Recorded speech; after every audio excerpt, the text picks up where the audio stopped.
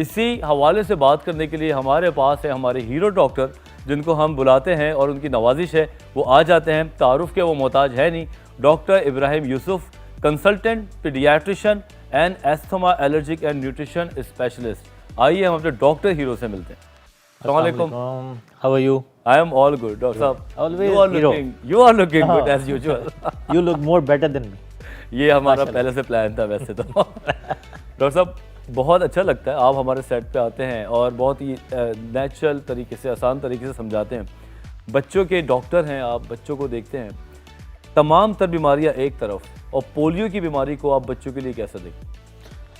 यार बाकी बीमारियां एग्जांपल लेते हैं, स्टार्ट करते हैं BCG से, फिर DTP जो डिप्थीरिया, पर्ट्यूसिस, टेटनस की वैक्सीन हैं, हीमोफिलस इन्फ्लुएंजा है, हेपेटाइटिस B है, पोलियो। इन सब में सबसे भारी वैक्सीन जो है वो होती है पोलियो, क्योंकि ये मर्ज जो दूसरे मर्ज हैं वो ऑफ कोर्स किसी वक्त जानलेवा तो हो सकते हैं बट ट्रीटेबल हैं। पोलियो जो मर्ज़ है वो ऐसा महलक मर्ज़ है जिसकी कोई रिवर्स बैक ट्रीटमेंट नहीं है। एक दफ़ा आपका पैरालिटिक अटैक आपकी बॉडी में हो गया, वो रिवर्स बैक नहीं हो सकता कभी भी, और वो आपकी ज़िंदगी को अजीरन बना देता है पेरेंट्स और बच्चे के साथ।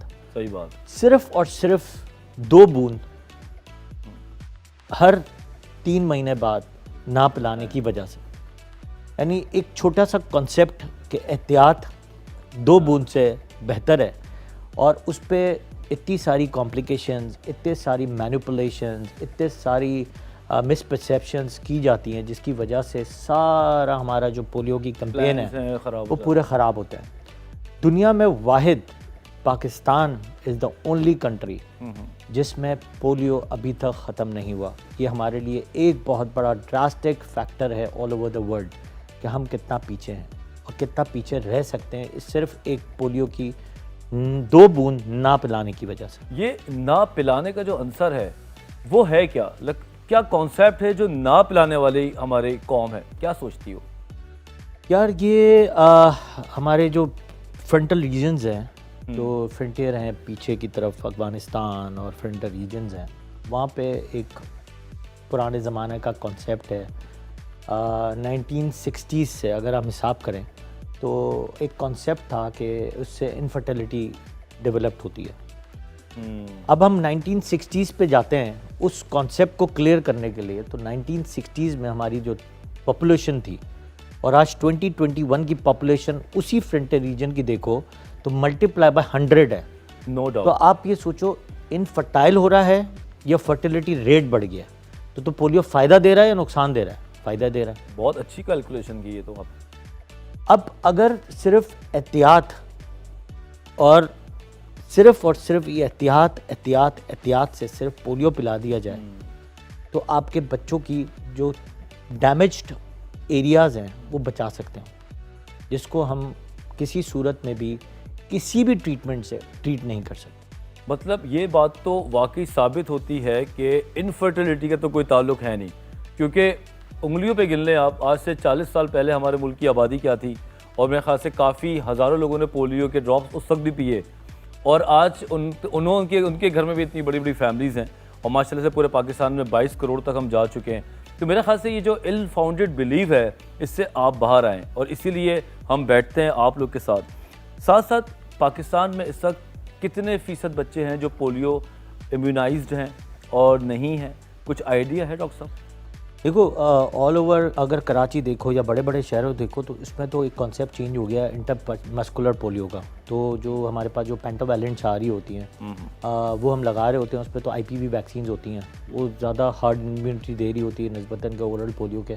दुनिया में भी ओरल पोलियो ख़त्म हो गया है, इंटरमस्कुलर पोलियो वैक्सीन जो हैं आ गई हैं, और वो बहुत ईजीली अब जो है शॉर्ट में दे दी जाती है, जिससे पोलियो भी नहीं होता।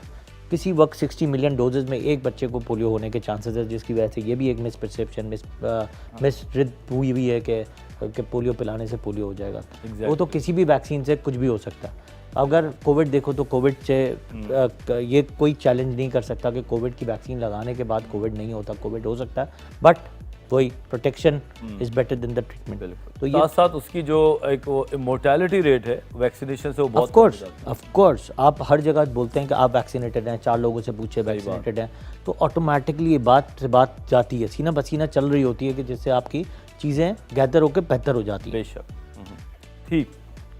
विटामिन ए, मैंने बजाते खुद एज अ डॉक्टर अभी ये कोलैबोरेशन नहीं समझी, मैं आपसे समझूंगा और हमारे लोगों को भी आप समझाएंगे विटामिन ए का कोई ताल्लुक बनता है पोलियो वैक्सीन से या पोलियो के पेशेंट से? ऑफ कोर्स नहीं। अभी ऑफ स्क्रीन मैं किसी से बात भी कर रहा था कि विटामिन ए और पोलियो का कोई ताल्लुक नहीं है। पोलियो के ड्रॉप्स पोलियो हैं। एक कैंपेन चलाई जाती है, आज से नहीं सदियों से चलाई जा रही है। ओके। पोलियो के साथ एक कैंपेन चलाई जाती है विटामिन ए की, टू प्रोटेक्ट मीजल्स। ओके। खसरा, खसरा हमारे मुल्क में ये भी एक बहुत बड़ी मोहल्लक बीमारी है जिसमें एपिडेमिक और एंडेमिक बहुत ज़्यादा हो जाता है। तो प्रोटेक्शन ऑफ मीजल्स और प्रोटेक्शन ऑफ मीजल्स कॉम्प्लिकेशंस के लिए हम एक डोज 1 लाख, 1 साल से छोटा बच्चा है तो 1 लाख, 2 साल से बड़ा बच्चा है तो 2 लाख यूनिट के डोज हम दे रहे होते हैं। और इवन दो कि जब खसरा होता है तो उसकी कोई ट्रीटमेंट नहीं है, क्योंकि खसरे की कॉम्प्लिकेशंस जो हैं उसमें नमूनिया और डायरिया है और आई में उसकी आई की डिफेक्ट्स पैदा हो जाती है। ठीक है। हम उसकी प्रोटेक्शन के लिए फर्स्ट डे पे, सेकंड डे पे और 14th डे पे विटामिन ए के डोजेस दे रहे होते हैं। जब मीजल्स हो जाता है, खसरा हो जाता है, खसरे से पहले एक प्रोफाइलेक्टिक डोज दिया जाता है विटामिन ए का कि विटामिन ए हमारी बॉडी में चला जाए तो हमें शायद मीजल्स ना हो। बट वही वाली बात कि वैक्सीन्स मीजल्स की भी लगाना बहुत ज़रूरी है, वो भी हमारे मीजल्स को बचाती है, जिससे एंडेमिक और एपिडेमिक एरियाज से हम कवर कर जाते हैं। बिल्कुल। जहाँ मीजल्स हो रहा होता है, जहाँ पोलियो हो रहा होता है, वहाँ पे एक रिडीम जो है 100 सेंटीमीटर का एक रिडीम बनाते हैं, 100 घर राइट लेफ्ट ईस्ट वेस्ट बनाते हैं और इस पर ये हम विटामिन और ये पोलियो के ड्रॉप्स पिला रहे हैं। ओके, ठीक है। मतलब ये कि ये एक किस्म की सिनर्जी है जो कि हम कई वक्फे से और ख़ास टाइम पे देते हैं पोलियो के ड्रॉप्स के साथ। मज़ीद जानूंगा विटामिन ए का क्या इसके साथ इन्वॉल्वमेंट है, और आप यहीं पे रहें क्योंकि अब हम बात करेंगे किस एज के बच्चे को ड्रॉप्स देने हैं, कब देने हैं और क्या वक्त के साथ उसको कब तक देने हैं, किस एज तक। You just stay with us, we are coming in a minute.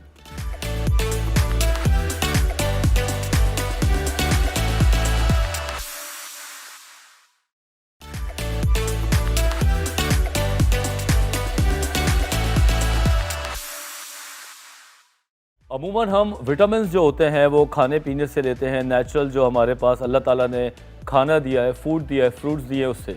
लेकिन उसके बावजूद भी कुछ ऐसे बच्चे हैं या कुछ फैमिलीज़ हैं जो इन चीज़ों पे पूरी तरह कंट्रोल हासिल नहीं कर पाती, तो फिर सप्लीमेंट्स लेते हैं। इसी में एक विटामिन ए होता है। विटामिन ए का पोलियो की वैक्सीन के साथ जो ताल्लुक़ है और वो कहाँ कहाँ हेल्प करता है, हम इस पर बात कर रहे हैं। थोड़ा सा और मैं अपने कॉन्सेप्ट को क्लियर करने के लिए डॉक्टर साहब से पूछूंगा कि क्या ये इम्यूनिटी को ओवरऑल बूस्ट करता है? सारे वैक्सीन इम्यूनिटी को बूस्ट करते हैं, स्पेशली विटामिन डी से स्टार्ट करो, फिर विटामिन सी है, हीमोग्लोबिन है। जो हमारे मुल्क में सबसे ज़्यादा रेशो है वो हीमोग्लोबिन आयरन डेफिशिएंसी एनीमिया सबसे ज़्यादा है। इसी के साथ विटामिन ए हमारी बॉडी में कम हो जाता है। विटामिन ए हम खाते नहीं हैं क्योंकि सब्जियां हम सबसे कम यूज़ करते हैं। कैरेट्स में सबसे ज़्यादा विटामिन ए होता है, वो हम कम यूज़ कर रहे होते हैं, मिलता नहीं है या ऑर्गेनिक होता नहीं है, उसमें विटामिन ए इतनी मिकदार में मिलता नहीं है। तो विटामिन ए देने से आपकी इम्यूनिटी बिल्टअप होती है।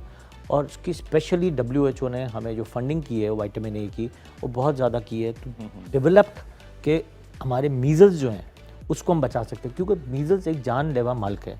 क्योंकि अगर मीज़ल्स कॉम्प्लिकेशन में जाता है तो वो इंटेंसिव केयर के अलावा ट्रीट नहीं होता। एक तो मीज़ल्स के हाई ग्रेड फीवर के साथ फिट्स पड़ते हैं, नमूनियाज होते हैं, डायरिया होता है, मीज़ल्स कॉम्प्लिकेशन सबसे ज़्यादा है और इसमें मरने के चांसेस सबसे ज़्यादा होते हैं। उसी को बचाने के लिए हम जो ये विटामिन ऐड कर रहे होते हैं उसमें आपकी चीज़ें डेवलपमेंट ऑफ कॉम्प्लिकेशंस कम हो जाती हैं। कॉम्प्लिकेशंस कम हो जाती हैं, ऑफ कोर्स। बस ठीक है। अच्छा डॉक्टर साहब, ये भी बताएं कि विटामिन ए डेफिशिएंसी अगर हो जाए तो क्या क्या बीमारियां हो सकती हैं बच्चे को? मीजल्स भी हो सकती है, इसके अलावा क्या बच्चा मीजल्स हो नहीं सकता। मीजल्स के लिए बेसिकली मीजल्स करता क्या, मीजल्स आपकी जो इम्यूनिटी को बिल्कुल नीचे लेके जाता है। ठीक है। और आई में डिफेक्ट करता है, नाइट ब्लाइंडनेस करता है, बिल्कुल ऐसे ही, हार्डनेस ऑफ कॉर्निया करा देता है। ये सारी चीज़ों को बचाने के लिए विटामिन ए दिया जाता है प्रोफाइलैक्सिस। बिल्कुल, कि मीजल्स हो तो इसकी कॉम्प्लिकेशंस हमारी चीज़ों पे ना। अब मीजल्स है, मीजल्स तो ब्रेन में भी चला जाता है। बिल्कुल, मेनिंजाइटिस करा देता है, एयर्स में प्रॉब्लम करा देता है, आइज़ में प्रॉब्लम करा देता है, लंग्स को इशू बना देता है और काफ़ी अरसे तक लंग्स मीज़ल्स नमूनिया जो है काफ़ी अरसे तक रहता है। फिर वो कॉम्प्लिकेशंस ऑफ एलर्जीज बहुत ज़्यादा बढ़ जाती हैं, कॉम्प्लिकेशंस ऑफ डायरिया बहुत सारा सीवियर हो जाता है, डिहाइड्रेशन स्टेटस में चला जाता है। इससे हमें बचाने के लिए हम सारी ये कॉम्प्लिकेशंस को बचाने के लिए सारी चीज़ें करते हैं। ये कैंपेन सिर्फ और सिर्फ हमारी पोलियो, जिस तरह पोलियो पिला रहे हैं ऐसे विटामिन ए, पोलियो को बचाने के लिए हम पोलियो पिला रहे हैं। विटामिन ए मीज़ल्स को काफ़ी हद तक बचाने के लिए हम मीज़ल्स के विटामिन ए के कैप्सूल्स पिला रहे हो। बिल्कुल, तो मकसद ये है कि बीमार होने के बाद आने की ज़रूरत नहीं है कि अगर आपको विटामिन ए डेफिशिएंसी हो तो फिर आप विटामिन ए की तरफ आएँ, बल्कि प्रोफाइलैक्टिकली बीमारी के या किसी चीज़ के होने से पहले हम अपनी उस चीज़ को शामिल कर लें। ऑफ कोर्स डॉक्टर साहब, क्योंकि आप न्यूट्रिशनिस्ट भी हैं माशाल्लाह से और इन चीज़ में आप काफ़ी कुछ बातें बताते हैं, विटामिन ए किस फूड में, किचन में कहाँ मिलेगा आपको? विटामिन ए सबसे ज़्यादा मिकदार मिलती है कैरेट्स में, ठीक, और कैरेट्स में, और सबसे ज़्यादा मिलती है जो अंडरग्राउंड वेजिटेबल्स ग्रो होते हैं, बीट रूट है, ओके, कैरेट्स हैं, तरबूज है, ये सब अंडरग्राउंड्स जो ऊपर एरिया में या फिर अंडरग्राउंड एरिया में मिल रहे होते हैं, जिसमें रूट सबसे ज़्यादा होती है, तो विटामिन ए सबसे ज़्यादा मिलता है, जिसमें ऑक्सीजनेशन सबसे ज़्यादा होती है। ओके, बेसिकली विटामिन ए और विटामिन सी का जो रोल है सबसे ज़्यादा, वो ऑक्सीजनेशन ऑफ और बॉडी करता है, उससे हमारी जो इम्यूनिटी है वो बूस्टअप होती है। ठीक है, तो हम उससे बीमार कम होते हैं। देखा जाए डॉक्टर साहब, it's a very cheap thing. हाँ बिल्कुल, आजकल तो ड्रॉप्स में भी आ रहे होते हैं, विटामिन ए के ड्रॉप्स, विटामिन डी के ड्रॉप्स, विटामिन सी के ड्रॉप्स, ठीक है, और ये सारे ड्रॉप्स से हम, ये तो बॉन्ड पे ही हम स्टार्ट कर देते हैं। अच्छा, कि आपकी जो इम्यूनिटी है वो बिल्टअप है, माओ को दे रहे होते हैं, क्योंकि 1000 डेज ऑफ लाइफ पे जो प्रोजेक्ट पे मैं काम कर रहा हूँ, और बड़े पैमाने पे काम किया मैंने 1000 डेज ऑफ लाइफ पे, यानी 1 डे ऑफ प्रेगनेंसी से लेके 2 years of the birth of the child में माँ, बच्चा, यूट्रस और नया बच्चा पैदा होने वाला। अच्छा। उसके लिए हम बहुत डेवलपमेंट पे काम कर रहे थे कि हम उसको कैसे डेवलप करें और आगे जाके जीन्स में प्रीमेच्योर IUGR बच्चे पैदा ना हो। ठीक है। अच्छा डॉक्टर साहब, अब थोड़ा सा वापस हम पोलियो की तरफ भी आते हैं, इसको हम जाहिर सी बात है परेशान हैं। ये जो कैंपेन्स चलती हैं, आपके पास बच्चों की बेतहाशा पेशेंट्स आ रहे होते हैं, मैंने अपनी आंखों से भी देखा है। क्या ये कैंपेन्स कामयाब होती हैं, किस हद तक सक्सेसफुल है, और नाकामी अगर है तो वो कहाँ पे, शहरों में भी है या अभी शहरों में चीज़ें क्लियर होती जा रही हैं? शहरों में काफ़ी बेहतर हो गया। शहरों में ये वो नहीं आते हैं अभी भी। लास्ट ईयर जो है जो रेशो बनाया था, इसमें 4 से 5 बच्चे जो है वो पोलियो पॉजिटिव आए थे। अच्छा अच्छा। और इसके बाद वो कुछ बच्चे रिकॉर्ड ही नहीं होते हैं, कुछ बच्चे बहुत बाद में रिकॉर्ड होते हैं, क्योंकि उसकी डायग्नोसिस थोड़ा सा मुश्किल होती है, क्योंकि जब बच्चा हाई ग्रेड फीवर के साथ आता है, इंटेंसिव केयर में ही ज़्यादातर एडमिट होते हैं, और वो पैरालाइटिक अटैक के साथ आता है, उसका स्टूल का टेस्ट भेजना पड़ता है, फिर EPI के लोगों को कॉल करके आपको बुलाना पड़ता है स्टूल के सैंपल्स ले जाने के लिए, और वो स्टूल के सैंपल्स जब ले जाते हैं तो जो फिर इसके बाद वो पोलियो डिटेक्ट होता है, फिर इसके बाद एक सर्वे कैंपेन होती है उस एरिया में। अच्छा। और फिर वो पोलियो को इन्हांस करते हैं, पोलियो ड्रॉप्स पिलाने के लिए बहुत ज़्यादा टीम देते हैं। मैं हमेशा एक बात कहता हूँ कि पोलियो की फेलियर जंग पे है। अगर जिस एरियाज़ में जैसे EPI के प्रोग्राम्स में मैंने बहुत काम किया है, उसमें यही था कि लोगों को जब हम घर भेजते थे तो हमारा यही मिशन होता था कि रोटरी में भी हमारा काम हो रहा है, एंड ऑफ पोलियो के लिए हम काम कर रहे हैं। दूसरा हमारा एक प्रोजेक्ट था कि घरों पे जाएं तो उनको काउंसलिंग बहुत अच्छी की जाए। जिस इलाके में जा रहे हूँ उसी ज़बान के लोग जाएं, उनको सब नॉलेज होनी चाहिए कि what the polio is doing in the body. बिल्कुल। अब अगर फर्ज करो मैं एक फ्रंटियर वाले रीजन में जाऊंगा तो I can not explain that language at that level जो वो जो उस लैंग्वेज के लोग जाएंगे, उस तरह का डॉक्टर जाना चाहिए प्रॉपर।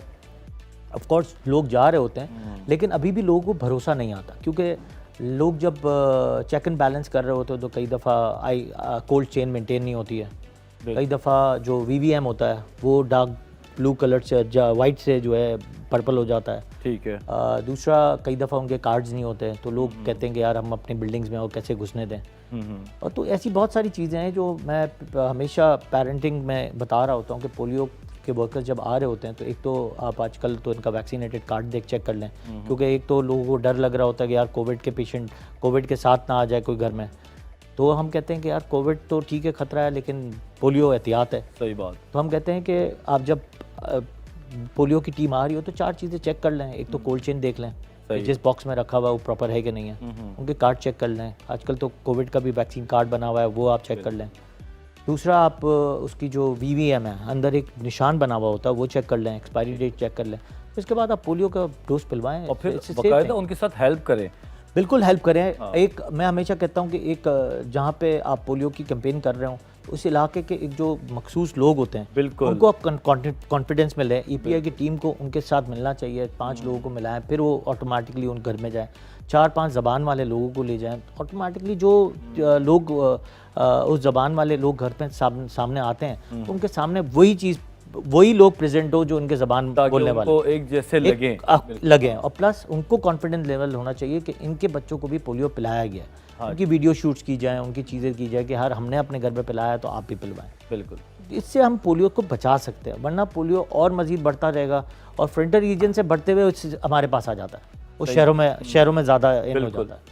आपको लगता है डॉक्टर साहब कि ये आने वाले टाइम में पाकिस्तान से भी ख़त्म हो जाएगा, जिस तरह कुछ इससे पहले नाइजीरिया से ख़त्म हो गया है, और पाकिस्तान से कितने साल लगेंगे, कुछ आइडिया है? ख़त्म तो उसको 20 साल पहले हो जाना चाहिए था। Still India is zero, Bangladesh is zero, जो हमारे बाद शुरू हुआ है बांग्लादेश में ये कैंपेन। श्रीलंका में हमारे बाद शुरू हुई, वो ख़त्म हो गया। नाइजीरिया में भी ख़त्म होने वाला है। एज सच कोई केसेस नहीं है अभी तक। हमारे अफगानिस्तान और पाकिस्तान में ही केसेस आ रहे हैं, अदरवाइज़ वो भी अफगानिस्तान में हो सकता है कि ख़त्म हो जाए। और क्योंकि लास्ट कुछ सालों से वहाँ पे पोलियो की कैंपेन्स बहुत ज़्यादा चल रही थी फोर्सेस की वजह से। हमारे यहाँ फोर्सेस की वजह से कैंपेन स्लो हो जाती है, बहस की वजह से, लड़ाई झगड़ों की वजह से, ना पिलाने की वजह से, मिसपरसेप्शंस की वजह से ये कैंपेन कई दफ़ा रुक जाती है। और इसमें चीज़ें जो हैं, जो हमारे जो वर्कर्स होते हैं वो वहाँ तक पहुँच नहीं सकते हैं और उनको फिर अपनी जान का ख़तरा हो जाता है। अच्छा डॉक्टर साहब, क्या मैसेज देंगे उन फैमिलीज़ को जो ज़ाती तौर पर कहती हैं कि नहीं, हमें बच्चे को पोलियो नहीं पिलाना, उनको आप क्या बोलेंगे जाते हुए? पोलियो का मैंने मर्ज तुम्हें एक बता दिया कि polio is an irreversible treatment of our kid. हमारे बच्चे के लिए ये अनट्रीटेबल, मतलब इसका कोई इलाज नहीं है। एक दफ़ा बच्चा पैरालाइज हो गया, इसके बाद आपके बच्चे का कोई इलाज नहीं कर सकता। आप बराए मेहरबानी पोलियो के ड्रॉप्स पिलाएं। इससे सिर्फ हिफाजत है, कोई इसके साइड इफ़ेक्ट्स नहीं है, कोई इससे इनफर्टिलिटी का कोई ताल्लुक़ नहीं है, कोई इसमें कोई बाहर की एजेंसीज़ का ताल्लुक़ नहीं है। जितनी वैक्सीन्स हैं वो सारी बाहर बनती हैं, कोई पाकिस्तान में नहीं बनती है। बराए मेहरबानी प्लीज़ हमारी EPI की टीम्स के साथ कोऑपरेट करें और पोलियो के 2 बूंद अपने बच्चे के लिए, हिफाजत के लिए पिलाएं।